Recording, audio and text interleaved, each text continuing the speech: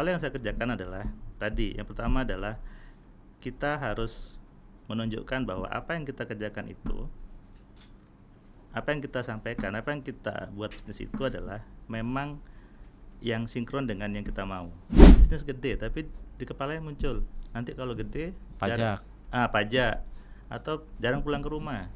Saya mementori teman-teman bisnis yang itu, bahwa mereka akhirnya muncul bahwa mereka menolak untuk bisnisnya besar tanpa disadari ya. Jangan cuma merancang bisnis 10 kali sebagai tapi di kepala masih takut sama uang percuma. Ketika ownernya saja tidak punya keinginan, tidak suka sama uang, bagaimana staff-staffnya bekerja? Ketika ownernya punya ketakutan di kepalanya, bagaimana si staff-staffnya juga akan bekerja?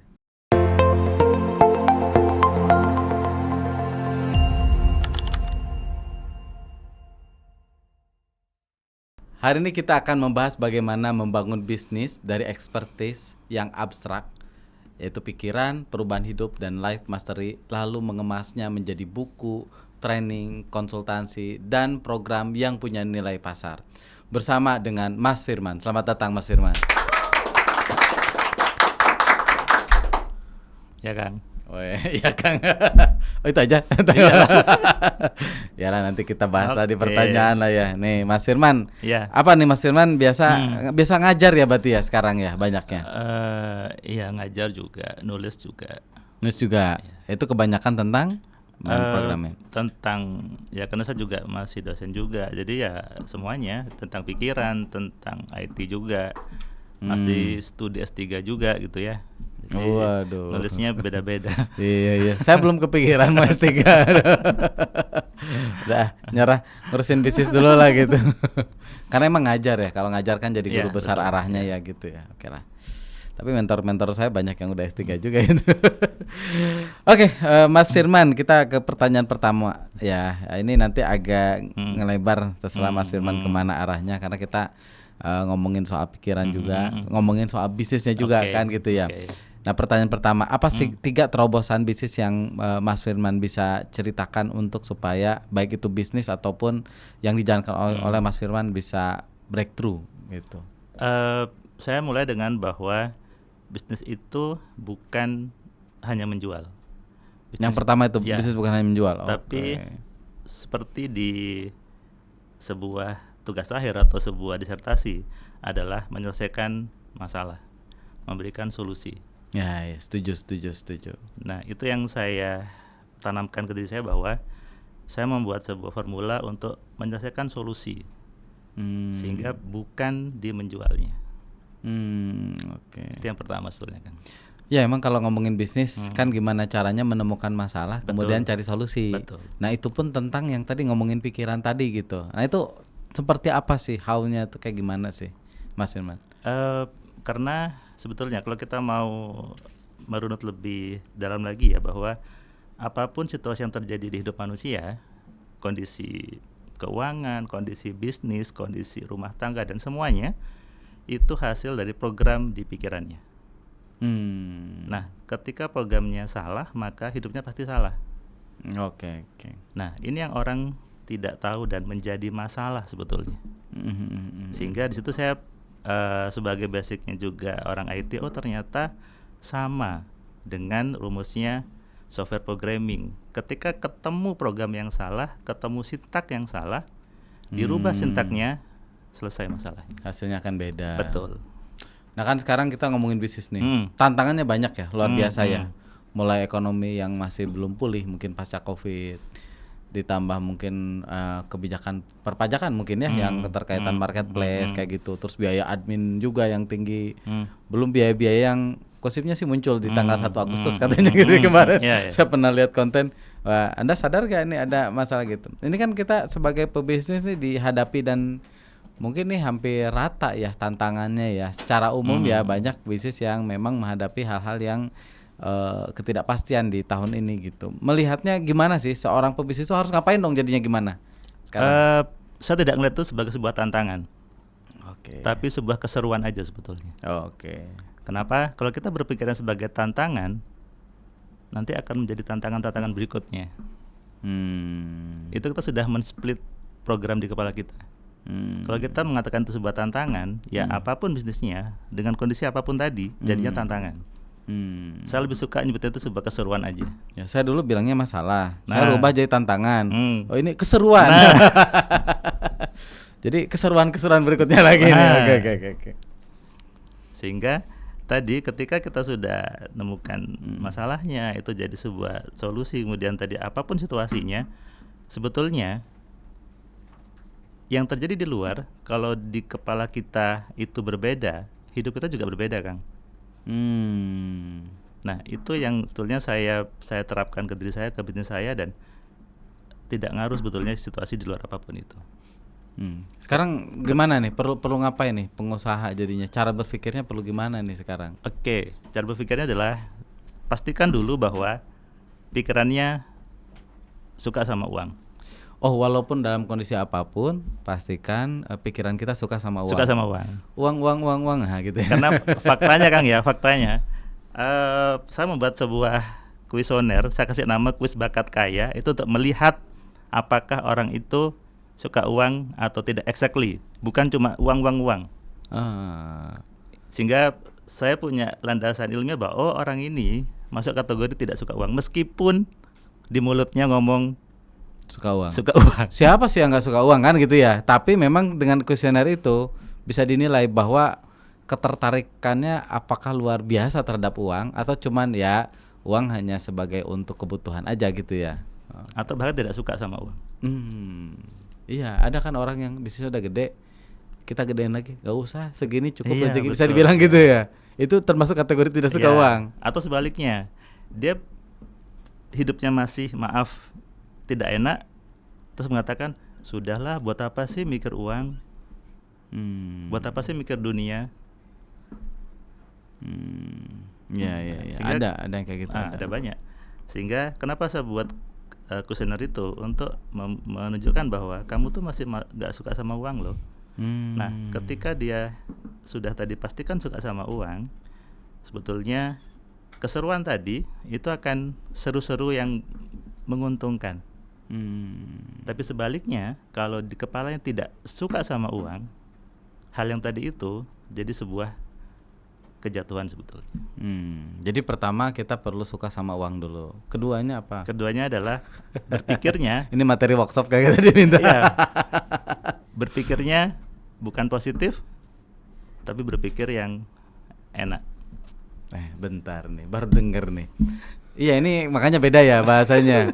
Kan biasanya orang tuh suruh berpikir positif. Betul, kan. Ya. Maksudnya berpikir enak gimana? Tadi saya pernah ikutan beberapa jurus lah gitu. Makanya saya nanya nih.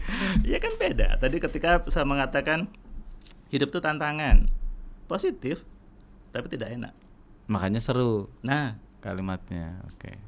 Banyak hal seperti itu. Emang tantangan sih tetap melihatnya seperti satu level lebih rendah daripada masalah gitu.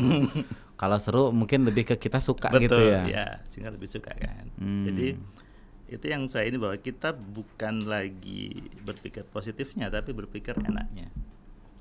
Jadi berpikir enak tuh kayak gimana sih misalnya? Contoh waktu itu di buku saya itu saya pernah nulis, Kang, bahwa buku ini. Ya, saya pernah nulis bahwa saya ingat waktu itu saya masih kuliah S2, studi S2, kemudian saya keluar kampus pakai motor, saya bilang, ya Allah, saya capek mau istirahat. Positif kan? Keluar parkiran, saya ditabrak motor, duas. Istirahat, Kang. Di rumah sakit. Rumah sakit. Yeah. Tidak enak. Sejak itu saya ganti mikirnya. Capek istirahat di hotel bintang 5 gratis. Jadi berpikirnya lebih ke enaknya. Jadi bukan hanya positif saja, tapi menikmatinya gitu. Nah, enaknya. Karena ketika di rumah sakit ya positifnya alhamdulillah saya nggak meninggalkan itu. Oh iya, saya masih bisa istirahat, itu berpikir positif, ngeliatnya gitu ya. Kan? Tapi kalau enak ya nggak enak kan di rumah sakit, keluar duit dan kita nggak bisa menikmati kan. Oh, ada pengalaman situ. Ada. Terus? Ya udah, itu kan tadi satu suka uang, dua berpikir enaknya. Yang ketiga adalah tadi bahwa berdoanya harus dengan benar. Jadi 3 itu sih sebetulnya. Berdoa dengan benar. Berdoa dengan benar tuh kayak gimana sih? Berdoa dengan berpikir gitu ya. Karena banyak orang kadang kalau di rumus yang saya buat gitu Kang ya, doa itu di step terakhir. Ikhtiar, doa. Ikhtiarnya pakai dulu pikiran dengan benar, tahu bagaimana berpikirnya, baru berdoa. Selama ini, maaf banyak orang sibuknya harus doa dulu gitu. Yang dicari kalimat doanya bagaimana, doanya seperti apa. Belum step yang awalnya dikerjakan. Dan efeknya maaf, ketika doanya terlihat tidak terjadi, kemudian buru-buru mengatakan tidak berhasil. Allahnya tidak ngabulkan. Padahal sebetulnya kalau dicek lagi, ternyata memang di kepalanya isi programnya tidak suka sama yang dia pengen tadi. Oh, bisa jadi kayak gitu. Banyak seperti itu. Artinya doa terakhir tuh kita melakukan ikhtiar dulu gitu ya. Kita bergerak dulu untuk menyelesaikan masalah. Di saat yang bersamaan kita berdoa. Bisa gitu ya Bisa melihatnya. gitu, iya. Karena banyak orang biasanya doanya kalimatnya sebagainya, padahal bukan itu. Terus yang tadi yang pertama, jadi saya penasaran juga, membedakan antara saya suka uang dengan cuman ya emang mau uang gitulah ya, bisa dibilang itu gimana sih supaya kita, kan ini lebih karena kita suka uang banget gitu ya, sehingga uang ini akan tertarik lah, rezeki ngalir, ibaratnya gitu ya, koreksi kalau saya salah ya. Betul. Nah itu gimana supaya saya jadi yang tadinya sukanya biasa jadi suka banget sama uang, itu ada nggak? Tadi itu makanya kenapa harus ngisi kuis bakat kaya itu, supaya tahu dulu kan sekarang ada di posisi mana. Kan saya juga tidak bisa memastikan apakah Akang juga suka uang atau enggak.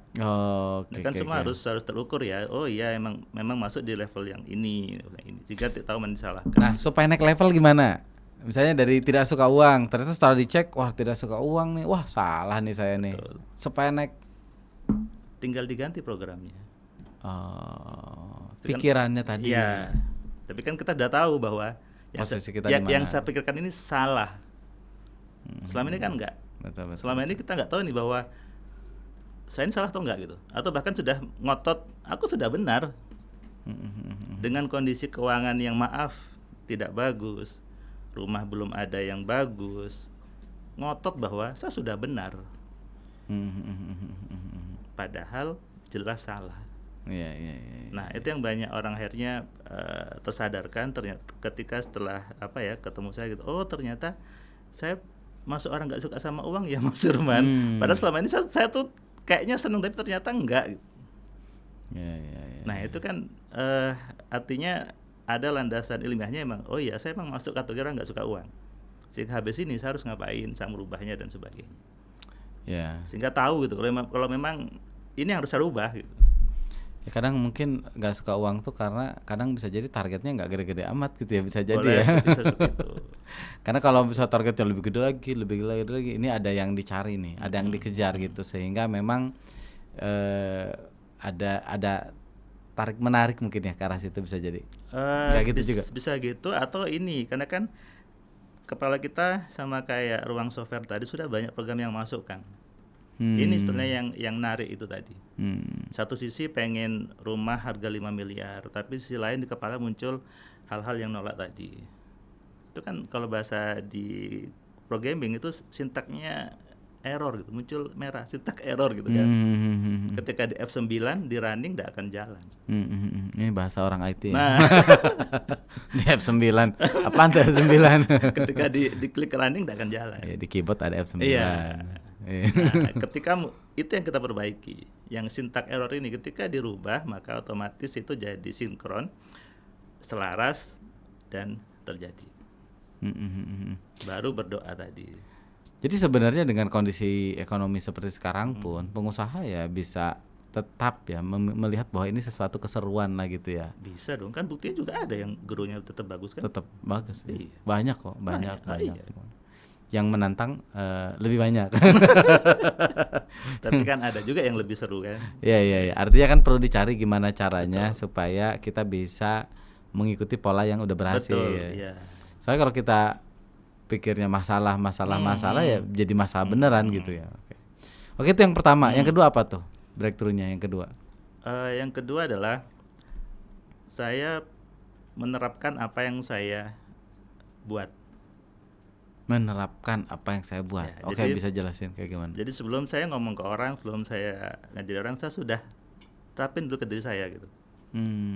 Artinya saya coba merubah pola di saya coba merubah, oh ternyata bisa, oh ternyata semudah ini, oh ternyata misalnya, oh pengen kuliah tapi dapat beasiswa, oh ternyata pakai rumus ini dapat nih gitu.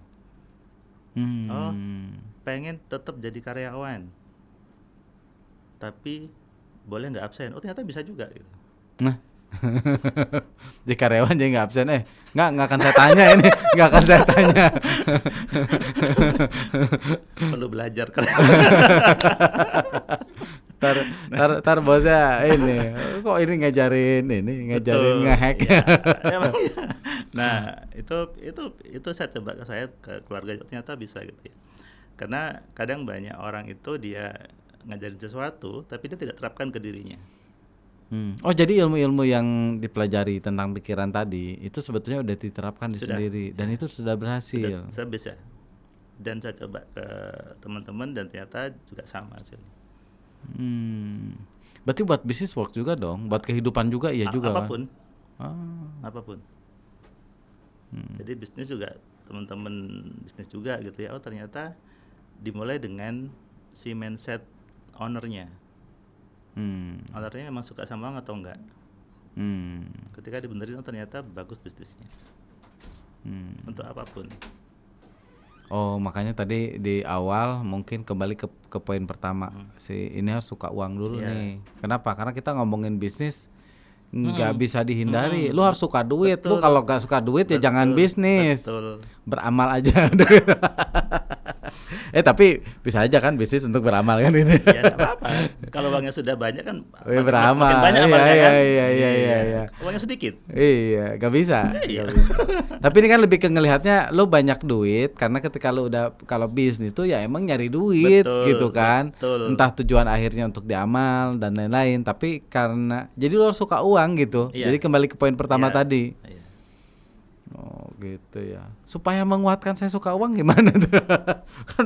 kan saya mikirnya saya suka uang lah ya kan. Saya kejar punya visi sendiri, punya cita-cita bikin rumah.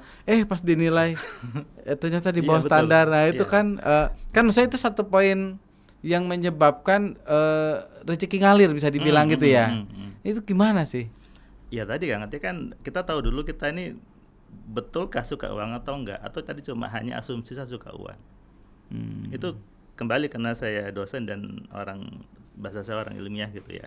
Ketika kita mengatakan sesuatu harus ada ukurannya. Ketika mengatakan saya suka uang, apa ukurannya kamu suka uang? Cuma di mulut doang atau ya pegamu juga? Nah itu pentingnya tadi ya, belajar dan sebagainya. Itu yang buat saya itu sesuatu yang berbeda yang saya bawa gitu ya, bahwa semua harus ada ukurannya. Nggak bisa mengatakan bahwa saya positif kemudian Mas Herman aku udah berpikir positif tapi kok hidupku nggak enak. Betul, karena mikirnya positif bukan enak. Nah itu akhirnya semuanya menjadi sebuah logika, jadi logis, dan itu betulnya nilai dari sebuah bisnis yang harus kadang teman-teman pahami. Artinya apa? Ketika punya nilai yang berbeda, orang akan mencari dan kita menjadi sumber solusi dari masalah itu. Ada ritual khusus gak sih yang perlu dilakukan? Misalnya pagi harus ngapain, sore harus ngapain, atau misalnya dalam beraktivitas tuh kita perlu, pikiran kita tuh perlu dibawa seperti apa gitu? Ada gak sih yang ritualnya bentuknya?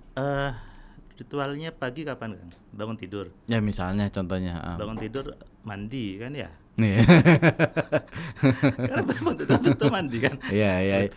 Yang terkait duit tadi. Sholat subuh gitu ya. Jadi ini saya pernah ditanya juga di tempat lain.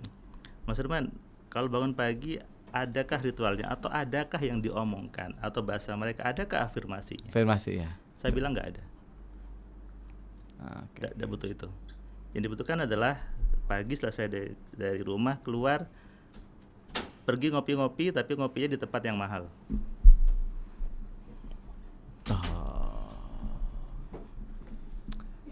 Setuju nih. Jadi kita memantaskan diri di tempat mahal. Tapi ada nih gini nih pertanyaannya, tempat mahal boncos juga kan nanti ujungnya. Supaya nggak boncos apa? Ini kan di tempat mahal nih. Harus ngapain di tempat mahal nih? Iya tadi, artinya kan kalau yang saya lakukan, kalau saya di WA saya, tadi kalau pagi saya pasti mencari tempat ngopi yang memang di situ orang kaya di situ. Ya. Jadi bukan sibuk afirmasi tapi mencoba mengisi kepala saya dengan hal-hal yang memang kaya dan uang tadi. Ya kan saya pernah belajar juga bahwa gimana caranya kita berpikir bahwa ketika di tempat kopi mahal, ini tuh standar saya loh. Bukan standar yang saya inginkan, bukan. Ini tuh standar saya. Jadi memantaskan diri. Jadi anggaplah ketika ngopi, kita bukan berpikir effort di sana. Kita membuat pikiran kita bahwa saya itu punya standar di tempat kopi yang sekarang. Boleh. Sehingga rezeki itu akan mengalir ke kita karena kita udah punya standar ini nih. Boleh. Nah, melihatnya gitu juga atau gimana? Itu baru oke kalau dia sudah fix tahu dia sudah mindsetnya suka sama uang. Tapi kalau dia masih kepalanya nggak suka sama uang, akhirnya tadi ketika masuk ke sana yang muncul apa tadi?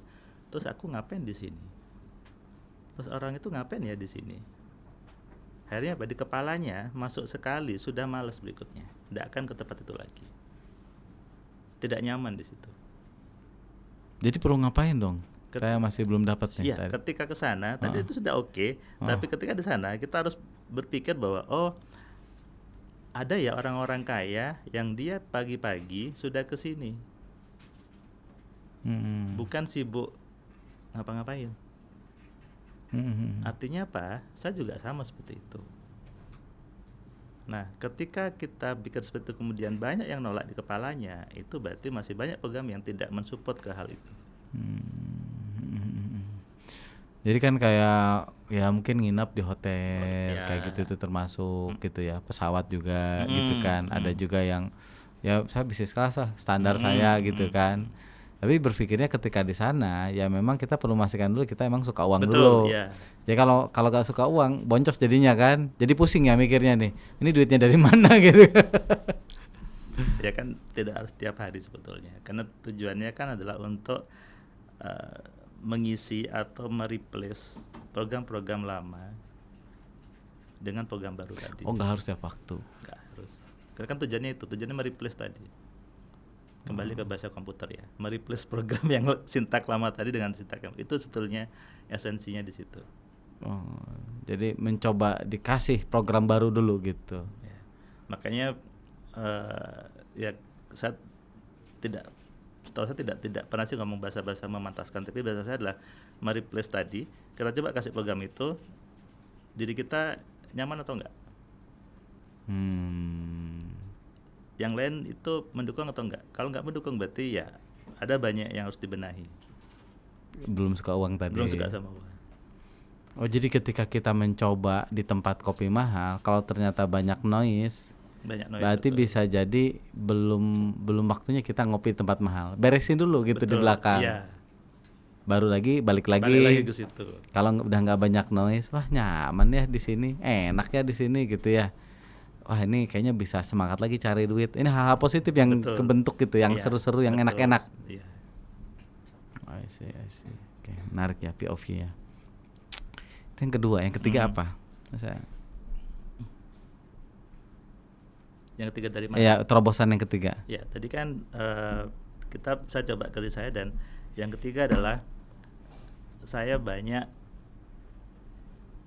memberikan hal-hal yang edukasi ya Kang ya. Jadi saya buat banyak tulisan di Facebook, di web saya juga ada majalah sugesti yang saya kasih free di situ. Dan itu tujuan saya untuk membangun dulu ke banyak orang bahwa ini loh berpikir yang benar, ini loh pikiran itu. Sehingga dari situ orang akan tahu Firman itu siapa, buku-bukunya apa. Kemudian disitulah terbentuk bahwa oh ini berbeda nih. Kayak bikin personal branding lah ya, artinya membuat tulisan tuh biar orang tahu awarenessnya kita apa, termasuk karya juga kan itu. Betul, sehingga jadi buku, kemudian di YouTube juga, kemudian saya ada majalah sugesti, majalah digital juga, yang setiap bulan terbit dan bisa dibaca free ke semua orang. Ya itu kan bagian dari apa ya, karya ya, yang terus kan adanya AI lebih kebantu ya. Betul, lebih cepat ya. Kalau dulu mikirnya lama bikin ini, sekarang lebih cepat ya. Betul, tapi tetap yang punya power kan kita ya, orangnya. Ya promnya gimana kita ngasihkan. Itu sebetulnya. Ya ini kan kalau orang IT kan kebanyakan larinya ke AI ya. Ini kepikiran hanya agak aneh tuh. Sama sebetulnya. Sama kan, logik ya semuanya ya. Logik. Kalau AI kan kecerdasan buatan. Pikiran kecerdasan alami yang Allah kasih sebetulnya. Sama aja cara makainya. Ya. Tapi yang pikiran tadi diturunkan menjadi framework ya. Mungkin lebih ke situ ya. Sehingga karena tadi seorang IT, maka sebetulnya frameworknya sama. Bahkan sebetulnya yang Allah kasih ke kita itu lebih hebat daripada yang manusia buat. Oke, pertanyaan selanjutnya, apa sih growth hack ya yang bisa dilakukan supaya bisnisnya bisa tumbuh? Kalau yang saya kerjakan adalah tadi, yang pertama adalah kita harus menunjukkan bahwa apa yang kita kerjakan itu, apa yang kita sampaikan, apa yang kita buat bisnis itu adalah memang yang sinkron dengan yang kita mau. Misal nih, bisnis saya mau gede gitu, sinkron dengan yang kita mau. Misalnya bisnis gede tapi di kepalanya muncul, nanti kalau gede pajak, pajak, atau jarang pulang ke rumah, berarti nggak mau dong. Iya. Kayak mau dikasih rumah gede, ini bersihnya gimana? Betul. Iya betul. Ya. Ini bayar listriknya berapa? Betul. Gitu. Ya. Itu ada case seperti itu. Nah, itu yang kita perlu hack dulu gitu ya di diri kita. Itu sama ketika saya mementori teman-teman bisnis yang itu, bahwa mereka akhirnya muncul bahwa mereka menolak untuk bisnisnya besar tanpa disadari ya. Baru setelah diskusi, oh iya ya, ternyata nggak gitu harusnya mikirnya. Ternyata harusnya mikir seperti ini buat saya malah tambah tidak grow bisnisnya. Jadi secara tidak sadar ketika bisnisnya, dia berpikir ingin bisnisnya besar, tapi dia justru membuat pikiran-pikiran yang menghambat bisnisnya besar. Sebetulnya bukan membuat, Kang, karena itu sudah tersimpan dari sebelum-sebelumnya. Kekhawatirannya jadi muncul gitu ya. Dari banyak baca buku, dari banyak nonton video, dari banyak informasi masuk ke kepala kita. Jadi database-nya tidak terstruktur, tidak terpola, sehingga itu muncul menjadi sebuah, tadi bahasanya ketakutan, kalau bahasanya ketidaksinkronan dengan program yang diinginkan. Gitu ya. Jadi kita punya cita-cita ya, jangan banyak berpikir yang menghambat-hambat juga ya. Mungkin lebih ke sana aja ya. Jadi kembali ke pikiran kita ya. Tetap itu. Sebenarnya ini nggak ngomongin bisnis aja ya, termasuk dalam kehidupan juga ya. Apapun. Maaf, belum menikah, pasti ada program di kepalanya yang belum mau untuk menikah. Misalnya trauma sama orang tua, cerai. Betul, iya itu. Untuk apapun. Maaf, belum punya keturunan, pasti juga ada program di kepalanya yang memang belum mau untuk punya keturunan. Biasanya apa tuh kalau punya itu ya? Kayak punya masalah mungkin gitu kalau punya anak. Takut nanti anaknya gimana. Ada banyak hal seperti itu. Artinya ini pernah juga murid-muridnya yang saya ada banyak peserta seperti itu. Ada banyak. Tadi yang belum nikah itu juga ada yang maaf dia umur 50-an belum menikah gitu ya. Dia sudah maaf ruatan, itulah bahasa-bahasa itu, sampai ke Bali mandi melukat ya nggak salah namanya itu, sampai itu ketika kemudian ketemu saya gitu ya, diskusi belajar, oh ternyata tadi di kepalanya ada program yang dia menghambat. Yang dia menghambat adalah di data dia, di program dia adalah kalau sudah dilangkahi adik-adiknya 2 kali, susah menikahnya. Itu di kepercayaannya dia. Oh iya, cewek ya. Iya. Cewek dilangkahi kakak adik-adiknya. Jadi ujungnya dia berpikir biasanya agak susah. Dan itu programnya alam bawah sadarnya masih nempel, nggak dilepas gitu ya. Jadi si programnya nggak bisa ngalir, pikirannya nggak bisa ngalir karena ada hambatan tadi. Oh, lebih ngelihatnya gitu ya. Jadi kekuatan pikiran itu sangat luar biasa kalau gitu. Iya, karena kan isinya pikiran adalah program-program. Kalau saya melihatnya sebagai seorang backgroundnya IT, sebagai sintak-sintak tadi, ketika satu skrip tidak mendukung skrip yang lain, maka tidak akan jalan. Dan itu bukan dilepaskan, tapi dirubah agar sama mendukung dengan si skrip awalnya tadi. Ya banyak hal sih ya dalam hidup ya. Kalau kita ngomongin dengan pola tadi ya, kita ngomongin pikiran. Ternyata pikiran ini banyak hambatan, baik dalam bisnis ataupun dalam relationship dengan pasangan. Apapun gitu ya. Itu.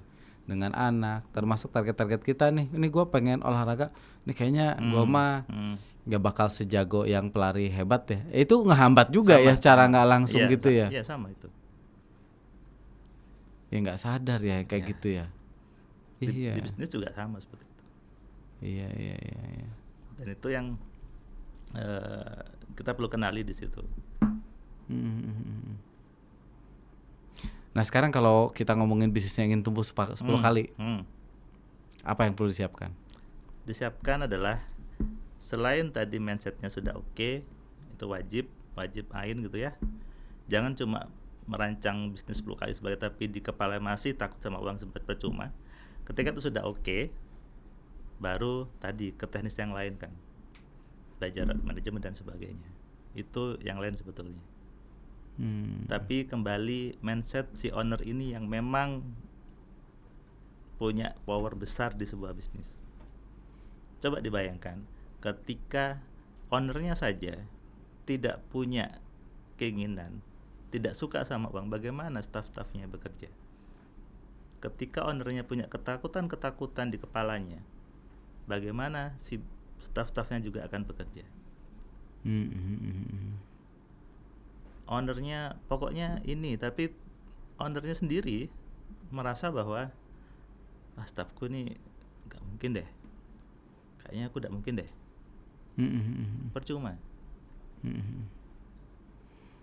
Ya kayak ini ya, kita ngelihat ekonomi ini lagi nggak bagus gitu.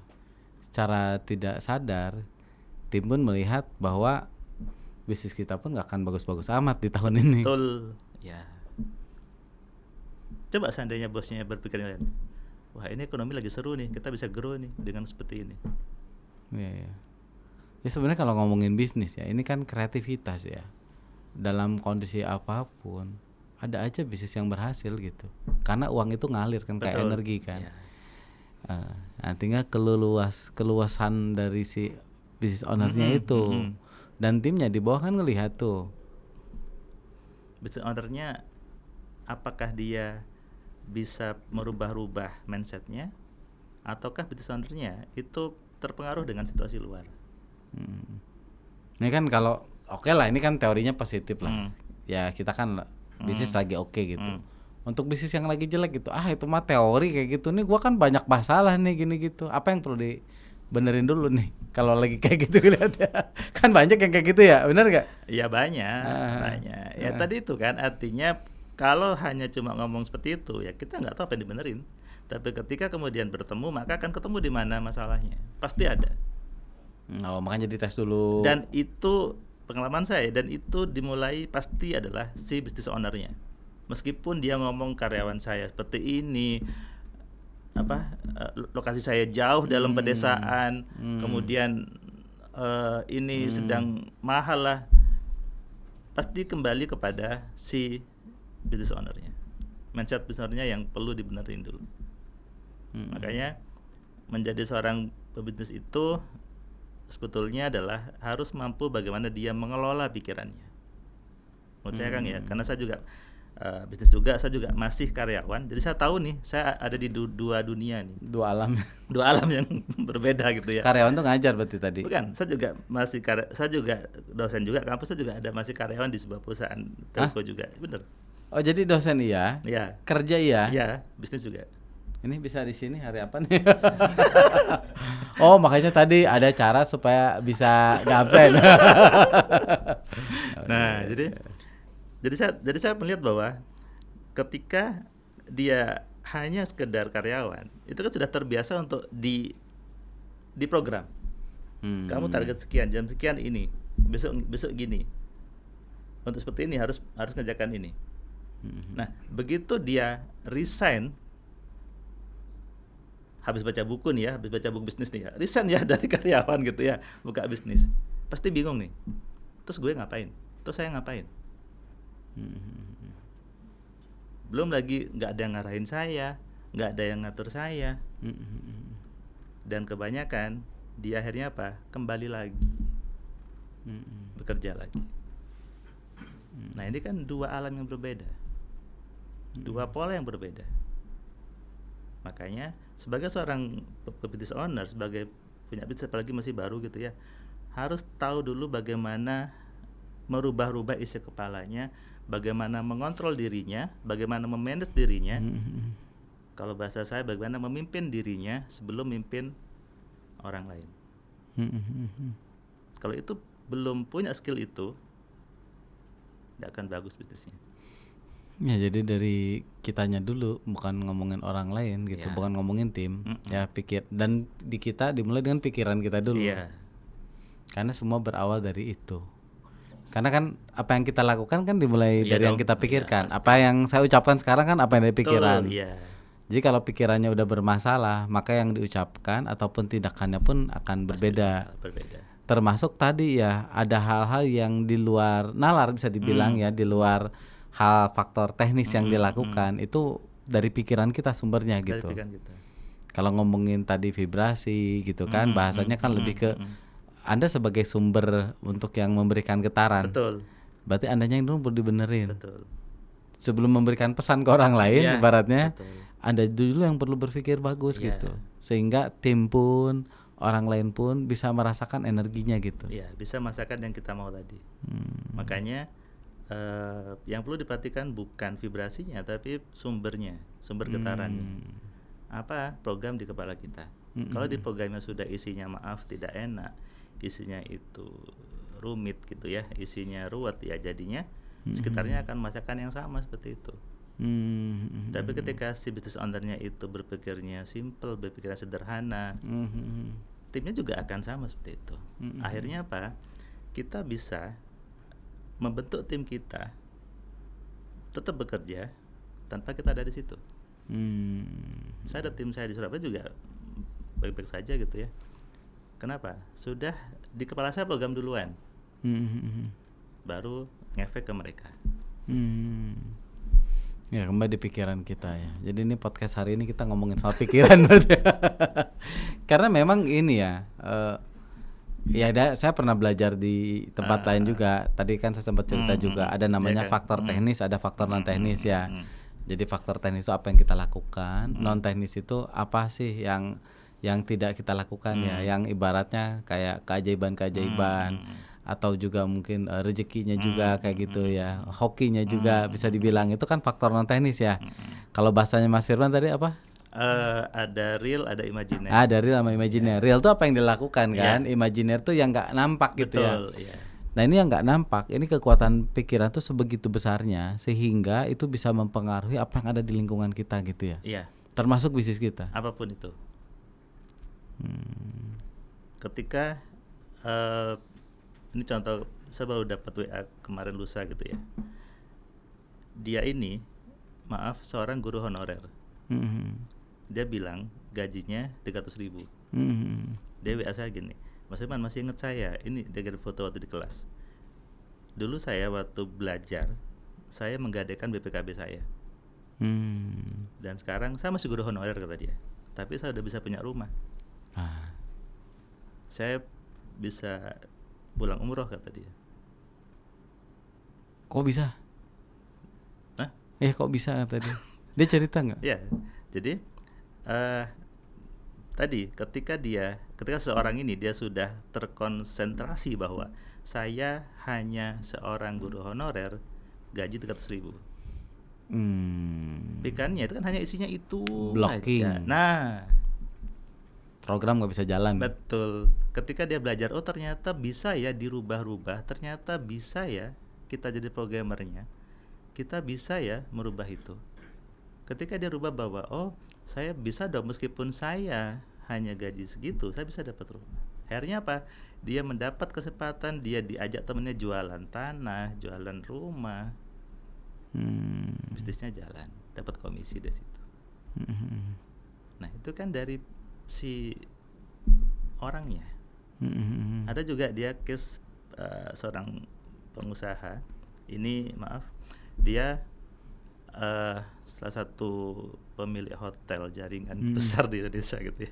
Nah dia ngeluhkan ketika timnya tidak bagus kerja dan sebagainya gitu ya. Ketika dia ketemu, dia belajar, ternyata dia yang memang, aku sudah umur segini nih, masa iya aku mikir dunia terus. Udah blocking berarti jatuhnya. Kemudian dia nyalahkan timnya. Nah ketika dia kawan ketemu saya, dia bilang, iya mas ya, saya yang salah ya. Kan boleh ya kalau meskipun sudah umur senior tapi masih kaya, boleh kan bu, saya bilang gitu. Berbaginya bisa lebih banyak. Betul. Itu kan sudah blocking. Tapi dia karena belum memahami, dia kemudian melihat timnya yang menurun kinerjanya. Ini kan jadi salah Kang di situ. Ya opportunity juga nggak dikejar kan? Betul.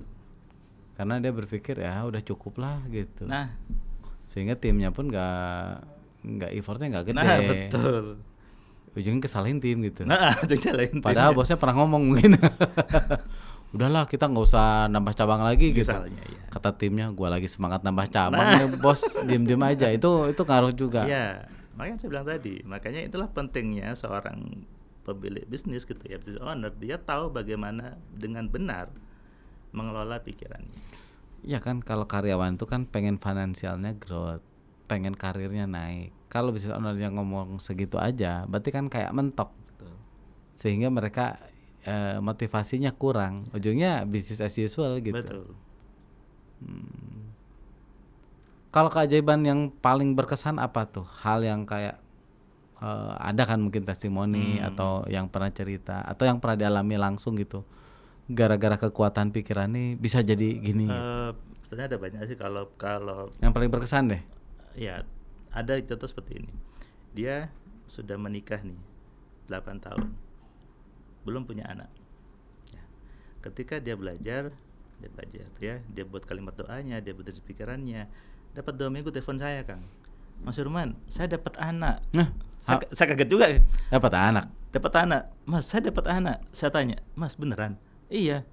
Dari mana anaknya? Depan pintu katanya. Oh. Terus dia nggak hamil istrinya? Terus saya bilang, kemarin doanya apa? Dapat anak. Oh iya, salah katanya. Bener kan?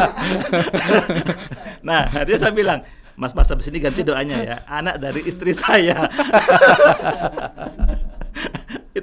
itu real, dan saya waktu kaget kan 2 minggu ya. Saya punya anak. Dapat dari mana kan anaknya? Iya kan dapat anak kan, betul, bukan ngelahirin anak kan. Iya. Dan waktu 2 minggu. Iya. Gak mungkin hamil 2 minggu kan. Makanya itu terjadi. Saya tanya, Mas doanya apa kemarin? Dapat anak. Betul berarti kan? Dia ketawa. Iya ya kan. Habis ini ganti doanya gitu ya. Anak dari istri saya. Iya, Nah, ini kayak itu. Dan itu kan sedetail itu. Kalau bahasa di programming adalah istilah IT adalah itu case sensitive. Artinya apa? Harus benar sintaknya. Dan itulah cara kerja pikiran sebetulnya. Makanya saya bilang untuk memahami main programming itu harusnya orang IT, bukan orang psikologi gitu ya. Kenapa? Persis rumusnya adalah bahasa-bahasa programming. Ya itu kekuatan pikiran ya. Semakin detail, semakin spesifik ya, semakin nampak, semakin mudah tertarik sama kita ya. Bisnis juga gitu kan harusnya. Iya. Saat kita buat Smart goal kan. nah sebetulnya harus gitu kan, harus spesifik. Kalau lagi berantem sama istri bisa nggak sih? Oh bisa, itu kan istrinya bisa di alfa telepati supaya istrinya berubah jadi baik. Oh gimana nih? Siapa tahu bisa kita gunakan guys. Siapa tahu. Istri saya kan gak nonton. Para istri gitu ya. Coba gimana? Ayo nih. Kalau lagi berantem nih, apa telepatinya gimana nih? Apa yang perlu saya pikirkan? Apa yang perlu saya lakukan? Iya, artinya sebetulnya kan Allah sudah ngasih kita fitur bahwa di kepala kita tuh ada gelombangnya. Ya. Jadi teman-teman bisa lihat gelombang EEG gitu ya, dan ada banyak riset tentang itu. Nah, di dunia telekomunikasi, ketika kita ngirim WA atau apapun, itu kan adalah gelombang yang dimodulasi atau ditumpangi dengan pesan, lalu dikirimkan. Itu bahasa di kuliah telkom gitu ya. Nah, itu pun juga sama dengan manusia sebetulnya. Mungkin kita akan misalnya lagi mikir orang, tiba-tiba orangnya datang. Lagi ngomongin orang, tiba-tiba datang. Selama ini anggapnya kebetulan, padahal itu bukan kebetulan. Itu efek dari program di pikiran kita. Sehingga saya buat sebuah rumusnya, namanya saya kasih nama alfa telepati. Sehingga ketika kita kerjakan dengan benar stepnya, maka kita bisa ke apapun. Tadi istrinya yang lagi marah gitu ya, lagi marah, tiba-tiba kita kerjakan di kantor nih, pulang-pulang sudah berubah gitu istrinya gitu kan. Atau sebaliknya, suaminya ngasih uangnya dikit gitu ya, aku coba nih gitu ya, tiba-tiba ngasihnya berbeda. Nah ini suami ke istri gitu ya, berikan saya uang yang banyak. Ini penting nih, ini untuk rumah tangga. Betul. Bisnis kita nggak akan bisa jalan kalau pasangannya berantem ya. Itu apapun. Topik bisnis ini. Untuk rumah tangga juga, bisnis juga kan. Iya, biar saya bisa mentelepati istri saya gitu. Istrinya suruh belajar kan. Iya. Dia nggak nonton, aman. Gibahin istri gitu. Step-stepnya apa? Tadi kan kata ngomongnya ada stepnya yang benar. Apa kembali ke tadi yang di awal? Iya, itu kan kalau saya buat framework kan memang ya kita kena dosen ya kan. Jadi kan kita mulai dari pemahaman yang bawah sampai ke berikutnya. Jadi itulah kenapa saya membuat namanya Alpha Mind Control, sebuah framework yang memang terstruktur, kemudian dari pemahaman pikiran itu apa sampai rumus-rumusnya dan sebagainya. Sehingga ini panjang maksudnya kalau ceritain. Iya, maksudnya panjang. Itu kan kalau step singkatnya lah, step singkat rangkuman tadi, itu. Mikir aja istrinya baik atau istrinya lucu gitu aja. Itu susah. Karena sedang marahan kan? Nah, kita juga kesal gitu. Ketika itu bisa, coba deh pulang. Istrinya berubah nanti. Kita berpikir seperti apa yang kita inginkan. Baik, lucu. Oke. Nanti pulang ke rumah istrinya berubah. Tapi pulangnya harus bawa duit kan ya? Oh, itu kalau bawa duit pas tanggal gajian. Kalau bisnis kan gak ada tanggal gajian. Enggak bisa. Jadi saat kita mikirnya lucu, maka itu akan berubah. Jadi apapun situasinya. Termasuk ke banyak hal ya, hubungan dengan anak, hubungan dengan teman, bisnis juga gitu ya, ke klien sebagainya. Ya. Apapun, bahkan saya ada pengalaman gitu ya, ketika bimbingan disertasi dulu gitu ya, ada dosen ini, semua teman saya bilang dosen ini galak gitu. Tapi buat saya dosen ini lucu. Sehingga ke saya dia lucu. Ketika ACC cepat. Oh ujungnya. Teman-teman bilang, Pak Bro, kok Prof itu cepat sama kamu ya? Kalian kok susah? Ya saya jawab, ilmunya beda gitu kan. Itu saya terapkan. Sehingga kenapa saya bisa ngomong, karena sudah saya terapkan. Dan itu berdampak di hidup saya. Dan teman lain yang melakukan juga sama. Ini yang saya bilang sebetulnya makna dari kita membangun sebuah personal branding. Jadi bukan cuma asal ngomong aja, asal ngasih motivasi ada, tapi hidupnya juga sama dengan yang diomongkan. Jadi memang berawal dari pikiran kembali ya ke situ ya, yang Selama paling ini utamanya mindset kita, pikiran kita. Jadi kita perlu berpikir bukan hanya positif, tapi apa sih yang enaknya, apa lucunya, mungkin bisa dibilang ke sana ya. Karena kan biasanya cara menulisnya beda ya, betul, hasilnya beda ya. betul. Kayak tadi tantangan, jadi seru-seruan gitu kan. Artinya melihat bisnis dengan kondisi apapun, kita melihat bahwa bukan hanya positif, tapi ini sesuatu yang seru dan akan menjadi hal yang enak buat kita gitu ya. Iya. Makanya tadi saya agak tidak setuju dengan tantangan tadi. Kan tadi saya langsung reject kan, ya bukan tantangan Kang, seru-seruan. Tantangan tuh udah lebih bagus daripada masalah kan, makanya saya bilangnya tantangan. Iya, Nah, ini ada istilah baru lagi nih, menarik ya. Jadi seru-seruan, artinya kan melihat ada masalah pun disebutnya seru-seruan, karena emang ya bukan kita menikmati ya, lebih ke cara berpikirnya bahwa nggak jadi masalah. betul, gitu ya. ya. Sehingga itu membuat bisnis kita tumbuh sebetulnya. Semua pebisnis yang dia grow pasti mikirnya masalah itu bukan suatu masalah. Dan itu adalah menjadi sumber cuannya sebetulnya. Tapi kalau sudah takut sama masalah, ya sudahlah, selesai. Oh, maksudnya melihatnya bahwa masalah ini adalah potensi dia untuk tumbuh. Ya, ketika kita bisa melewati itu kan kita belajar kan di situ ya. Jadi kalau melihatnya bahwa itu masalah, kita nggak bisa kemana-mana. Tapi kalau kita bisa melewati itu, kita akan jadi tumbuh. Makanya tadi dibuat seru-seruan aja gitu kan. Seru-seruan. Ya, kaget saya istilahnya kok ganti nih. Saya udah bagus. Ini kalau ngomongin cahaya kehidupan biasanya ada bahas apa sih biasanya? Itu kita bahas tentang ya tadi tentang pikiran gitu ya, kemudian bagaimana rezeki, kemudian pokoknya semua tentang pikiran yang mungkin berbeda dengan kebanyakan orang, karena saya tadi dari POV tadi engineer gitu ya, POV IT, sehingga itu menjadi suatu yang logis, suatu yang ilmiah gitu ya. Meskipun itu selama ini dikenal mistis, klinik, ternyata bisa loh diilmiahkan, ada loh logikanya.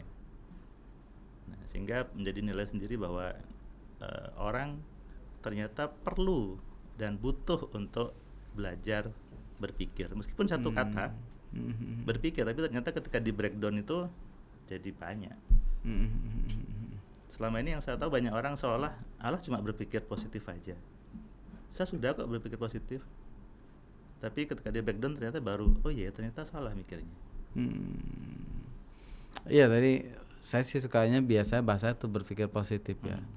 Ketika kita ngomongin memantaskan diri pun melihatnya adalah ya memantaskan diri, tidak berpikir yang bahwa ini yang ingin kita nikmati lah. Betul. Gitu ya. Di bawahnya ke arah sana ya. Ada Mas Yunun melihatnya ke situ dan itu works gitu. Betul, ya. Banyak hal yang berhasil di situ. Banyak yang bisnisnya tumbuh gitu ya, bahkan beberapa minggu yang lalu kemarin saya ini nih, dan saya ingat banget Mbak ini baru belajarnya hari Sabtu kemarin. Dia WA saya, Mas Firman, saya pas di kelas kemarin saya buat rumus untuk dapat modal bisnis saya 500 juta dan ini sudah dapat, ada yang datang tiba-tiba ngasih uang 475 juta. Yang saya bingung adalah ini uang buat apa terusan? Ini saya. Jadi dia bikin rumusan dulu untuk dapat investor. Iya, maksudnya seru-seruan dulu ke sana. Dia memantaskan diri mendapatkan itu. Dapat. Tapi dapat betulnya buat apa? Bingung. Ya. Nah, hal itu kan ya buat saya artinya senikmat ini Allah ngasih kemudahan fasilitas. Fasilitas. Yang selama ini itu terabaikan tanpa disadari. Iya. Saya terima sih, kadang ada juga tiba-tiba kayak ngeblocking lah, kayak bikin konten kadang ngeblocking gitu ya, banyak kekhawatiran gitu ya. Padahal mah nggak usah khawatiran, tujuan utamanya aja ya, fokus betul. Ke situ, melihat visi seandainya ini terwujud gitu ya. Iya, nggak sadar itu kadang blocking kayak betul. Gitu. Ya itu. Nah itu kan kalau kita sudah paham bahwa ternyata semua dari program kepala kita kan lebih lebih banyak melihat diri kita sebetulnya. Saya tadi mikir apa ya? Saya tadi programnya apa ya gitu. Ketika tadi saya bilang saya pengen istirahat, tiba-tiba ketabrak gitu ya. Mungkin dulu saya kan mikirnya ini Allah yang menghendaki. Tapi ketika saya ternyata tadi saya mikirnya pengen istirahat aja. Berarti Allahnya nggak salah dong. Saya yang salah. Itu saya rubah. Sama kayak tadi, pengen dapat anak, bener dong? Dapat anak ya, bukan ngelahirin. Itu real dan itu kadang lucu juga itu. Jadi, ini Mas ini sering ketemu saya juga karena ada rumahnya di Jawa Timur gitu ya. Itu dia bilang, Mas ini anak yang saya dapat. Fotonya gitu ya. Iya. Saya mau nanyain lanjutannya nggak usah. Ya maksudnya ini jadinya punya nggak anak kan itu ya, atau si anaknya kemana, nggak usah lah itu, nggak usah tanya. Mas Imran, terima kasih banyak nih, nggak sabar nih, nggak sadar nih satu jam juga nih. Terima kasih. Thank you udah sharing, mudah-mudahan bisa menjadi inspirasi pola pikir berbeda ya di tengah tantangan, di tengah keseruan. Saya di depan Mas Firman jadi perlu merubah istilah nih.